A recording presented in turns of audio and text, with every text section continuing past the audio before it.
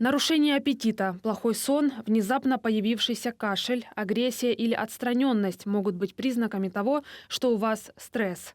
На фоне интенсивного напряжения в условиях, когда ситуация сменяется то опасностью, то безопасностью, жители Севастополя могут наблюдать у себя подобные симптомы. Это называется соматизация, когда психика человека находится в напряжении, соответственно, возникает напряжение в нервной системе. Нервная система связана со всеми органами, да, нашего организма. То есть если у человека есть какие-то хронические заболевания, они могут активизироваться, либо это могут быть какие-то действительно аллергии, дерматиты, может быть кашель, который не имеет физиологической даже какой-то причины, першение в горле, аритмия, простудные частые заболевания, очень частый признак стресса. Специалисты призывают не игнорировать свою сигнальную систему. Накапливаемый стресс вредит здоровью и ухудшает качество жизни. Вообще рекомендуется в такие периоды, когда у нас психика находится то в напряжении, то в расслаблении,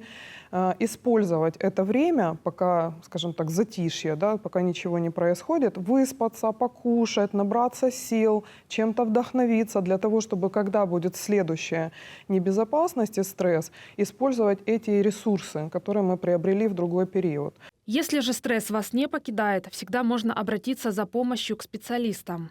Психологическая помощь сама по себе – это не помощь больным людям, или людям слабым, или людям, которые не справляются, или, это все-таки предрассудки. Психологическая помощь – это даже информационная иногда помощь человеку. То есть когда что-то происходит, чтобы он знал, как это может влиять на него, какие процессы он может переживать, и что в норме, а что не в норме. Научиться жить в тех условиях, которые мы имеем. Если человеку где-то тяжело, это возможность как раз научиться самопомощи у специалистов. То есть ничего в этом стыдного или какого-то там клинического нет. Обратиться к специалистам можно, позвонив на горячую линию по номеру 112. Также работает кабинет психологической помощи на базе Севастопольского госуниверситета.